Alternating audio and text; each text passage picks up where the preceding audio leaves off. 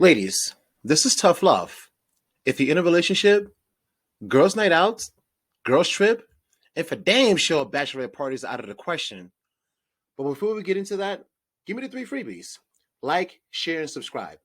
I'm your host for the From Affair podcast, The Spencer Perspective, and we have work to do. Let's get to it.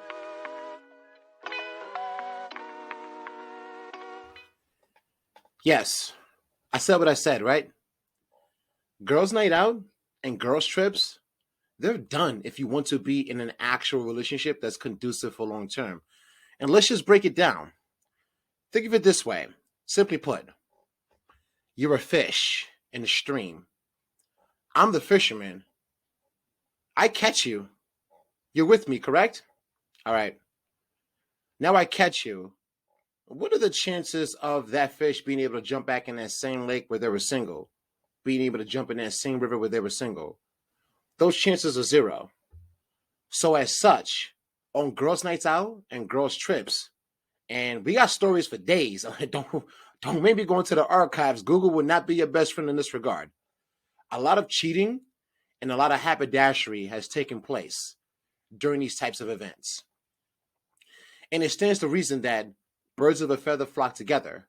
So if you're in a relationship and you have a lot of single friends and they move like they're single, let's say you go to the club, let's say you go to a lounge. For that time being, oh yeah, you're single. You're not even in a relationship. You want to know why? Your man's not with you.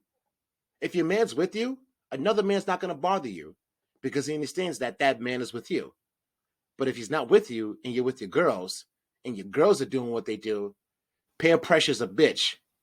And bitches come with peer pressure.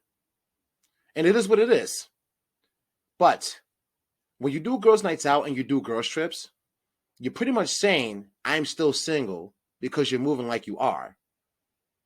A smart girls' night out is for you to have your man with you and for all the girls to have their man with them as well, too. But then it wouldn't be that much more fun, would it be? Yeah. Now, this is a lesson in self-awareness. Break it down this way. You know when you're out and about. You could be minding your business. Penis is going to find you. It's going to find you. It hunts. Oh, it smells. And it hunts. Now, if a woman steps into a club and she says, hey, I have a condom in my hand. Who wants to have sex with me right now? I'm in a relationship and I'm married. She holds up that condom. Guys are going to take. Oh, yeah. It don't matter to them. It really doesn't. So that's where you have to actually be more self-aware. It doesn't even matter your status to the man. He don't care that you're in a relationship. He going to do what he do and pass you right back to your man. Flip it on your man. Can your man go into any club, nightclub, lounge, or anything like that and say, hey, I'm married or I'm in a relationship, hold up a condom and says, hey, who wants to have sex with me? Who's really going to take up on that offer? He'll be lucky if 1 out of 100 girls take up on that offer. So you have to understand that men and women are different. Men have to hunt for what they're looking for. They have to purposely go after it. But as a woman, all you got to do is be on the scene and we gonna find you. And if you're out enough and the wrong thing happens in your relationship, plenty of women have said yes. Like I said before, the world is built in such a way to consistently challenge men and also in a way to consistently tempt women. So, as a woman, why place yourself in a relationship if you're not going to actively protect it? There's no way in hell you can actively protect your relationship if, as a fish, you're going to where the fisherman can get you. Does that make any sense? And that's exactly what these types of situations are. And do not get me started on bachelorette parties. Don't get me started. We have enough horror stories as it is. Look, it may sound like the man is trying to be controlling, but if he's showing you this video, he means well.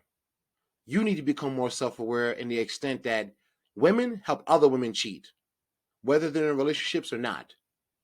Why place that in jeopardy? If you're in a position where you're in a relationship or you're married, it kind of sounds like you had your fun, right?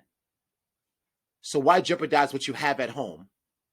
Why jeopardize that man who's connected with you, who's bonding with you? Why do it? Like I said before, those days are over. If you're with a woman that does that on a consistent and often basis, she is not your woman. It's just your turn. And that's all there is to it. Now, as men, if you go out there, the boys' nights out, the boys' trips, which I would say that's not conducive if you really want to be with that woman as well, too. That's just stupid. But at the same time, if you do go out there, ain't no women flocking to you, dog. They're not going to flock to you. You got to really, really put it out there. And what are the chances of you actually making that connection? Still low. Women can sneeze, and a guy will offer her dick in one hand and tissue in the other. And that's just how the world is built. And your lady has to be well aware and self-aware to that extent. Without that process, every single time she goes out, that's a vulnerability to you in the relationship. Understand that. If this doesn't make sense, just look up girls' nights out, girls' trips, bachelorette parties, horror stories on Google. And feast your eyes. Oh, it's a horror. If you have any questions, concerns, or statements, leave it in the comments below. If not, I think you might be getting better. I'm trying to get better. We all will. I'm your host for the Firm and Fair podcast, The Spencer Perspective, and I'm out.